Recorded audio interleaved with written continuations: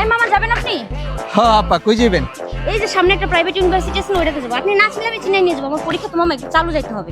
আরে আপা, আপনি কি কইতাছেন? আমি নিজে ওই ইউনিভার্সিটির স্টুডেন্ট। আপনি বহেন, আপনার আমি শর্টকাটে লয়ে যাইতাছি। পরীক্ষার আগে আগে যাবেন না, বহেন। আপনি মামা প্রাইভেট ইউনিভার্সিটির স্টুডেন্ট হয়ে রিক্সা চালাইতেছেন? আপনি মনে হয় ফেল করছিলেন তাই না? ফেল করছি মানে? পাস করছি আপা, পাস কইরাও এখন রিক্সা চালাই, সবই কপাল। পাস কইরাও রিক্সা চালান, তাইলে কি আপনি থার্ড ক্লাস পায় পাস করছেন তাই না মামা? থার্ড ক্লাস মানে first class first.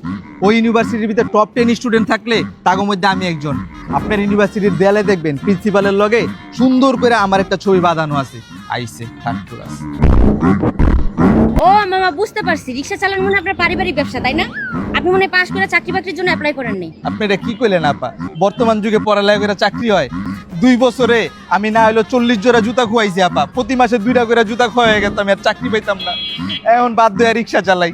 First class পায় মামা আপনার এই অবস্থা, আমি আর পরীক্ষা দিয়ে কি করব? আমার এমনিতেই প্রত্যেক সেমিস্টারে মামা একটা দুইটা রিটেক থাকে। ফাইনাল আমি প্রিপারেশন অনেক ভালো নিচ্ছি, টাইনা সেকেন্ড ক্লাস পাইলেও পাইতে পারি। অনেক সন্দেহ মামা। পরীক্ষা আমি দিমু না, বাসায় গিয়ে টিকটক করে গিয়ে এটাই কাজে দিব। থাকেন আপনি জায়গা। ঠিকই আছে আপা, পরীক্ষা দিয়ে কি করবেন? আগে উঠতাম পড়ালেখা করে যে গাড়ি ঘোড়া চড়েছে, আর এখন পড়ালেখা করে যে গাড়ি ঘোড়া চালাইছে।